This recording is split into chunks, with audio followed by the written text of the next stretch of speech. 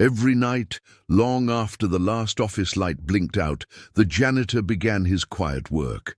The building was a glass tower that touched the clouds. By day, it was full of voices, business calls, typing, laughter, and the smell of strong coffee. By night, it was his kingdom. Only the hum of the vending machines and the whisper of his mop followed him down the long hallways. His name was Eli Turner. To everyone else, Eli was invisible. A shadow in a grey uniform, a face behind a bucket. The employees called him Mr. T, though most never looked at him long enough to notice the faint spark in his eyes. They thought he was just another tired man doing a quiet job, but what they didn't know, what no one knew, was that Eli was listening.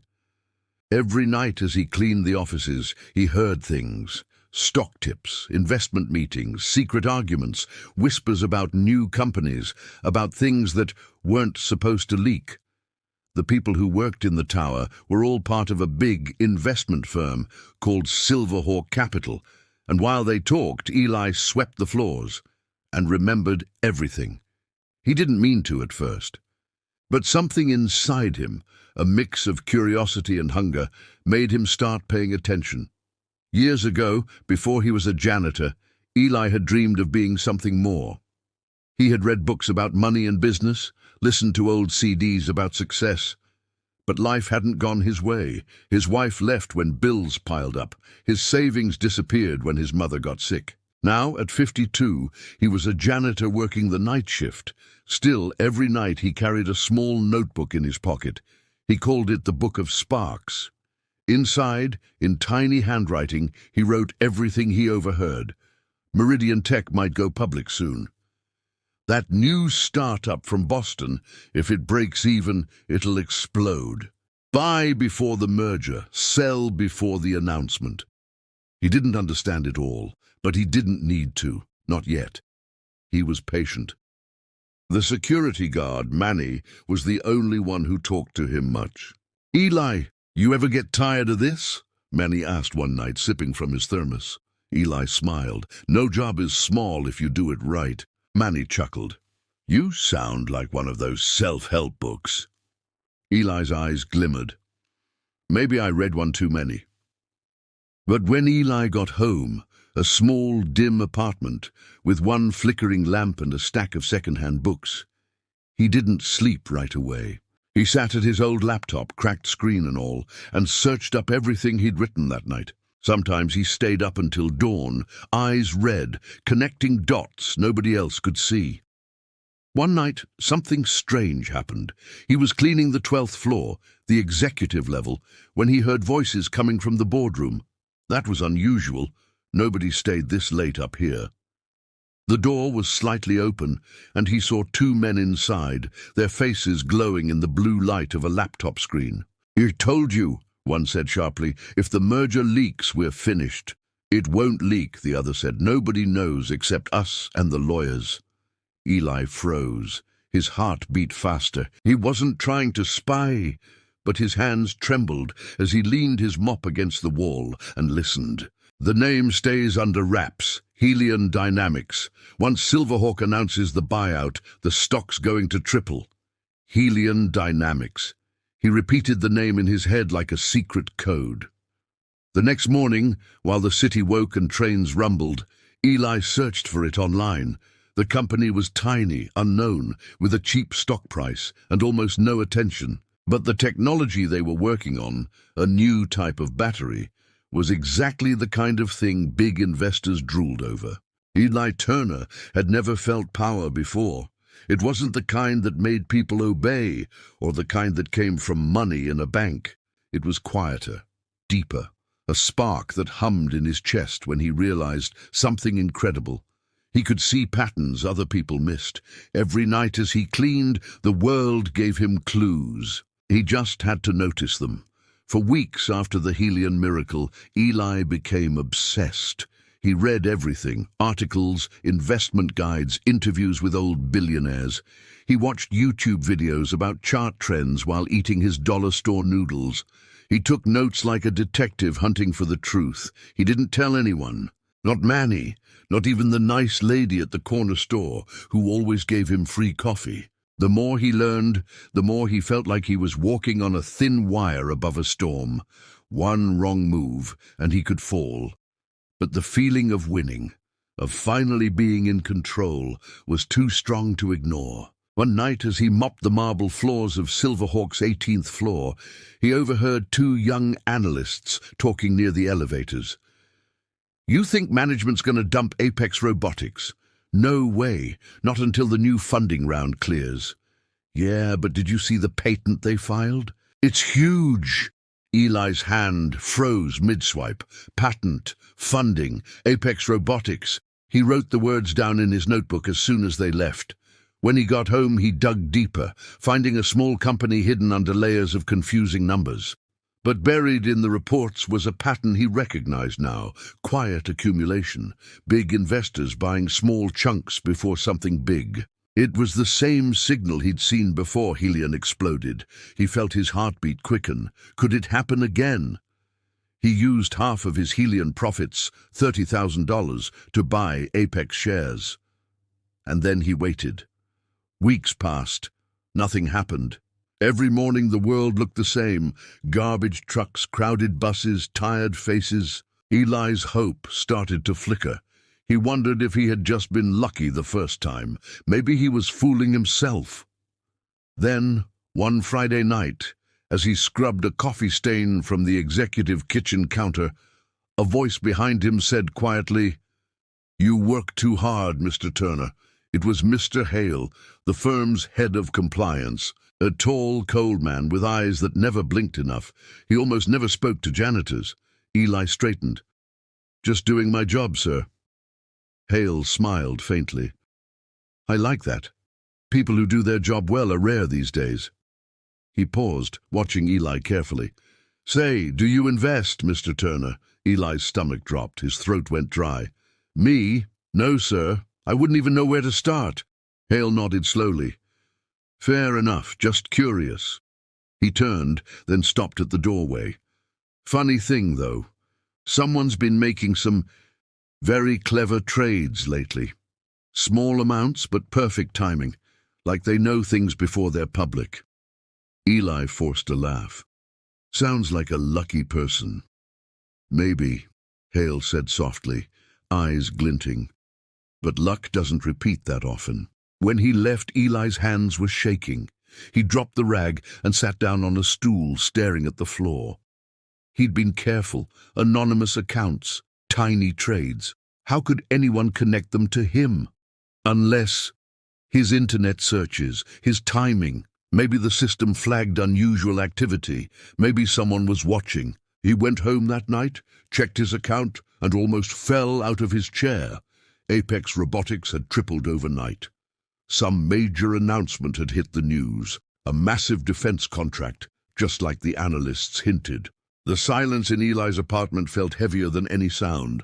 He stood frozen, eyes locked on the open drawer where the Book of Sparks used to be. His heart pounded so hard it hurt. That notebook wasn't just paper and ink. It was everything. Every overheard whisper, every clue, every company he'd researched. If someone had it, they knew exactly how he made his trades. That meant they could expose him, or worse, use it. Eli moved through the small apartment like a hunted animal, checking every corner. Nothing else was missing. His laptop was still there, his wallet untouched. Whoever had come wasn't looking for money. They wanted information. He sank into his chair, breathing hard. For the first time since his secret journey began, Eli felt fear crawl into his bones. His phone buzzed. He jumped. It was a message from an unknown number. "You're smarter than they think, but you're not invisible." Eli's hands trembled. He typed back, "Who is this?" No reply. He deleted the message, powered off his phone, and stared into the dark. Who could it be? Hale, the cold-eyed compliance officer. Someone inside Silverhawk trying to trace leaks? Or could it be someone else? Another ghost in the system?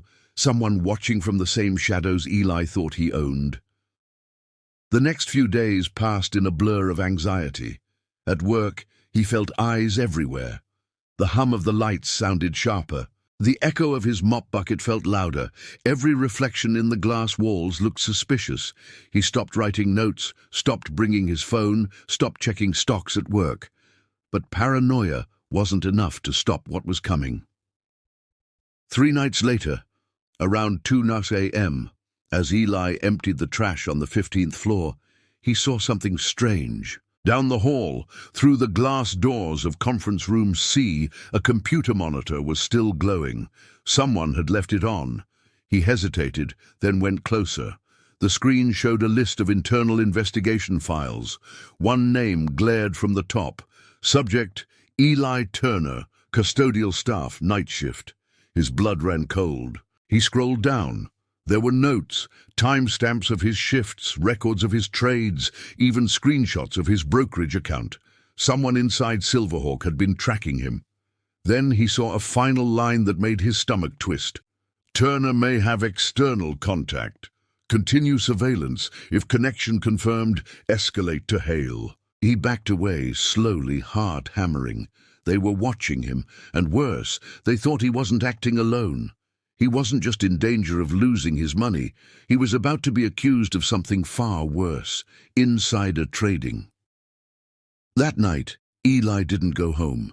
He rode the bus to the end of the line and sat in a diner until morning, staring at his reflection in the window. He didn't look like a mastermind, just a tired man with secrets too big for his small life.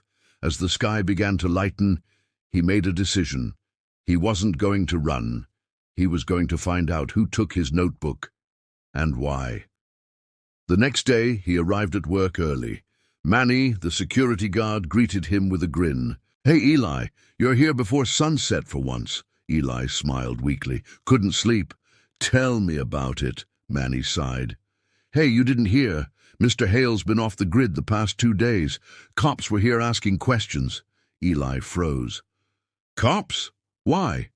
"Something about missing data, confidential stuff, looked serious." Missing data. Hale gone, cops involved. It clicked. Maybe Hale was the one who took the notebook, and maybe now someone had taken him. Eli felt a strange mix of fear and curiosity. The danger was real, but so was the mystery. He had spent his life in the shadows, unnoticed, but now the shadows were moving back. He needed help. But who could he trust? That night after work, he went to an old computer repair shop 2 blocks from his apartment. The owner, a quiet young man named Jin, was one of the few people Eli trusted. Jin was a tech genius who fixed old machines and sometimes helped people with privacy problems. "Can you trace a number?" Eli asked quietly, sliding a slip of paper across the counter. Jin raised an eyebrow. "Prepaid. Hard to track." "Why?" Eli hesitated. "Let's just say someone knows more about me than they should." Jin studied him for a moment, then nodded. "Give me a day." When Eli left the shop, rain had started to fall, the kind that turned the streets into shimmering mirrors. He walked slowly, lost in thought until he reached his apartment building.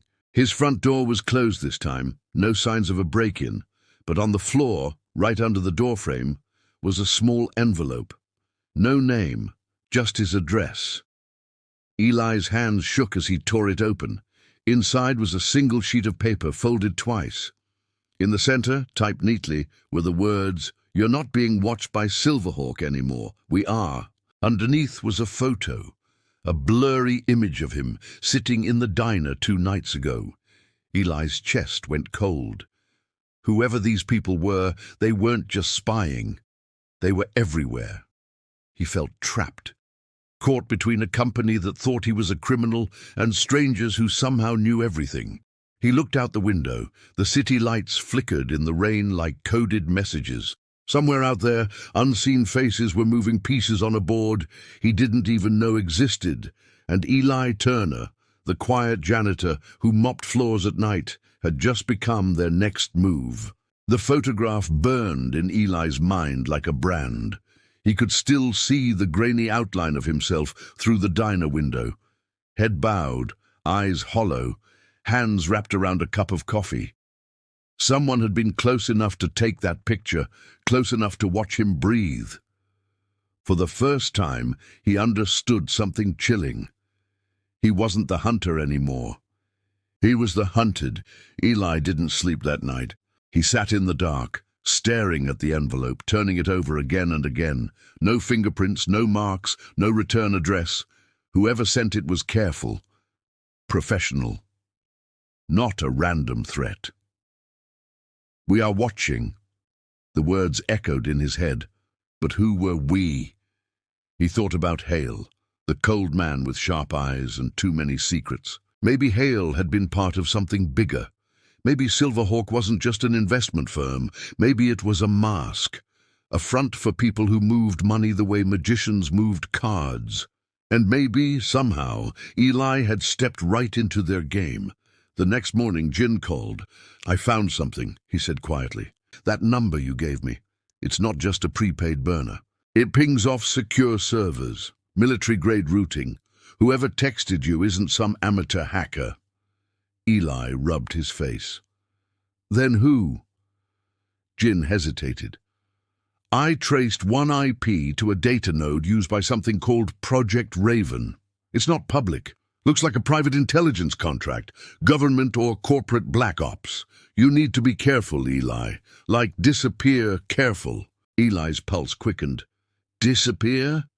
That's not an option. Then at least stop using your home internet. They can see everything." When Eli hung up, his head spun. He had started this as a desperate janitor looking for a way out. Now he was tangled in something far bigger, a network of money, secrets, and power that didn't play by normal rules. He stared at the photo again. If they wanted him afraid, it was working. But if they wanted him silent, they'd picked the wrong man. That night, as the city slept under a light drizzle, Eli returned to the office.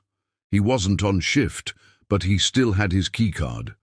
If Silverhawk had surveillance data on him, he needed to know what else they knew.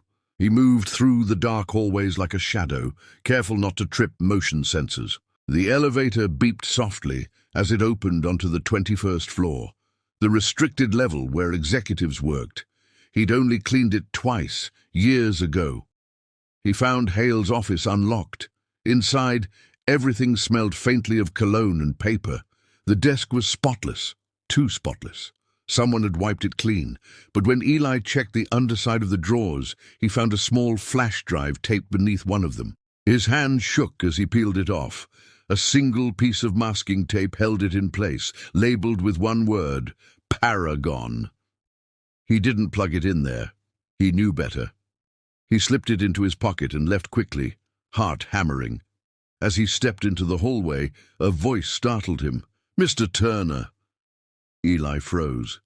It was Manny, the night guard, standing in the shadows, flashlight pointed at the floor. "What are you doing here, man? You're not on schedule."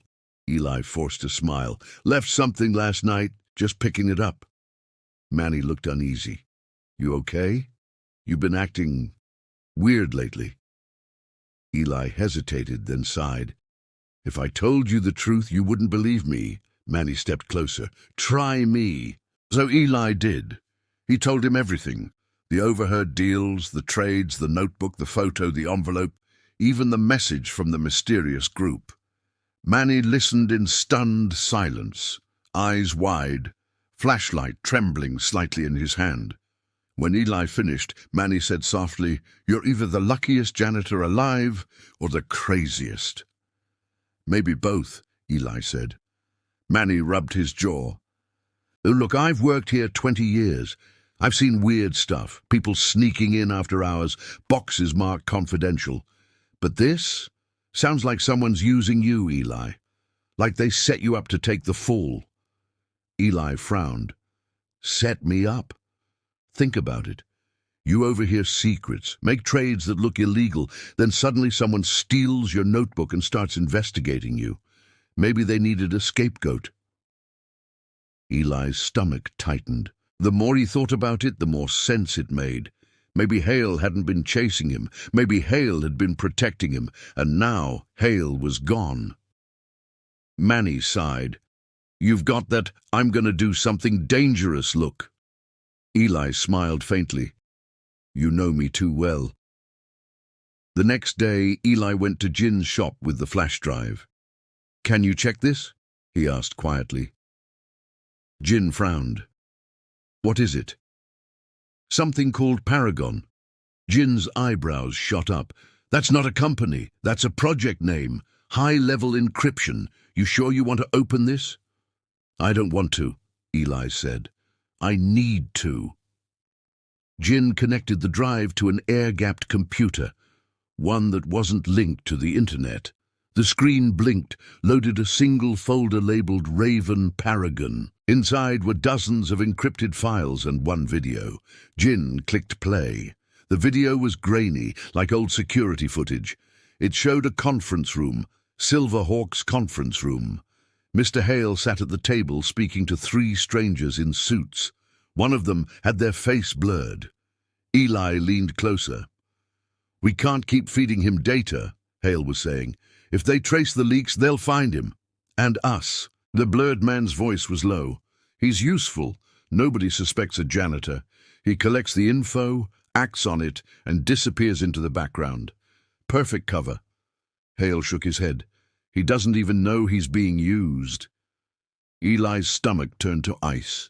They'd been using him from the beginning. Every overheard whisper, every accidental secret, it wasn't luck. They'd fed him the information on purpose. His success was a setup, a controlled leak, a pawn on someone else's chessboard. In the video, Hale leaned forward, voice lower. "You can't keep doing this. He's going to find out." The blurred man replied, calm and cold. "Then we'll make sure he never has the chance." The video ended. Eli sat frozen, staring at the black screen. So that was the truth. He wasn't a genius investor. He was bait, a disposable piece in someone else's secret operation. Jin looked at him carefully. "Eli, what are you going to do?" Eli's voice was quiet, steady. "I'm going to stop being their pawn." He stood up, eyes burning with something fierce and new. For years he'd mopped floors and listened quietly, but now he was done being invisible. They wanted a ghost? He'd become one. The janitor was gone. The ghost investor had just been born. Eli Turner no longer saw the world the same way. Once he noticed only dust on the floors and stains on glass. Now he saw patterns, invisible threads of power woven through everything, the money, the lies, the people who controlled both.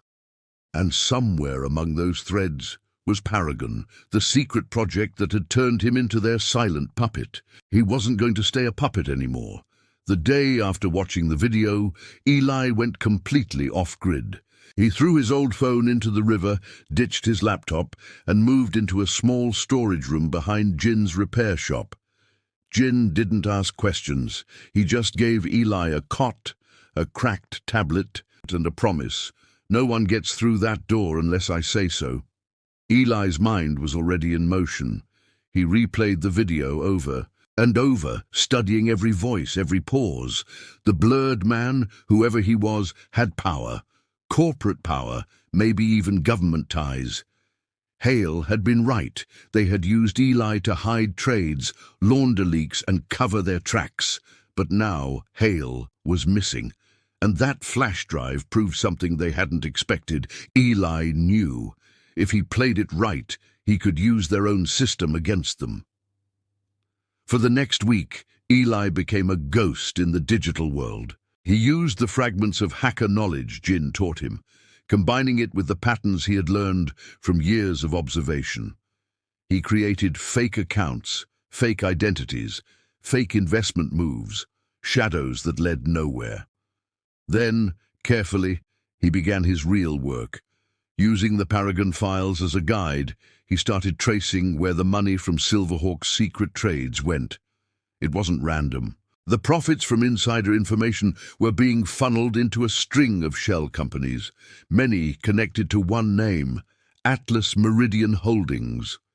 Eli searched it, but it barely existed online. No website, No offices, just a few buried references in offshore financial reports. He turned to Jin. "Can you dig deeper?" Jin's fingers danced across the keyboard. "Atlas Meridian." Whoa! That's not just one company, it's a network. Tech firms, logistics fronts, even defense contracts. They're everywhere and nowhere at the same time. Eli nodded slowly. Paragon must be their operation. I was just the mask. Jin leaned back. "So what's the play? You can't go to the cops. You'd get arrested first." "I'm not going to the cops," Eli said quietly. "I'm going to their money." He began small, a few trades, a few transfers. Quiet moves that slipped between Atlas's systems, redirecting tiny amounts, fractions of a percent, from one shell company to another. It was almost invisible. Over days, then weeks, he shifted those tiny flows into a hidden digital wallet, under a fake identity, Lazarus Finch. He didn't touch the money. Not yet. He was testing their awareness, seeing how fast they noticed. For nearly 2 weeks, nothing happened. Then, one night, Jin burst into the back room, face pale. "Eli, someone's fighting back." He turned his screen to show Eli. One of the shell accounts was trying to reverse the transfers, but instead of tracing him, they were tracing Jin's IP. "They found me through the decoy router," Jin said, breathless. "Whoever they are, they're good. I've never seen encryption that clean." Eli felt a surge of guilt. He'd brought danger straight to his friend's door. "Disconnect everything," he ordered. "Now!" Jin nodded, pulling cables like his life depended on it. The lights flickered once, then the system went dark. In the sudden silence, they both sat, breathing hard. "Eli," Jin said softly, "these people, they're not just investors. This looks military grade. If they think you're a threat, they won't stop at warnings." Eli looked up, his eyes like steel. "Then they'll see what happens when the janitor fights back." 2 days later, Eli received another message. Hand-delivered, slipped under the repair shop door. "You're playing a dangerous game, Mr. Turner. We can make you disappear, or we can make you rich again. Your choice. Midnight. Pier 7. Come alone." Eli stared at the note. He knew it could be a trap. But if he didn't go, they'd come for him anyway. That night, under a fog-thick sky, he walked to the docks. The air smelled like salt and oil. Only one light glowed, from a black car parked near the end of the pier.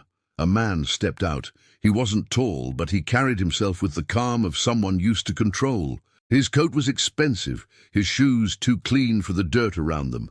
When he spoke, his voice matched the blurred one from the video. "Mr. Turner, you've been busy." Eli didn't move.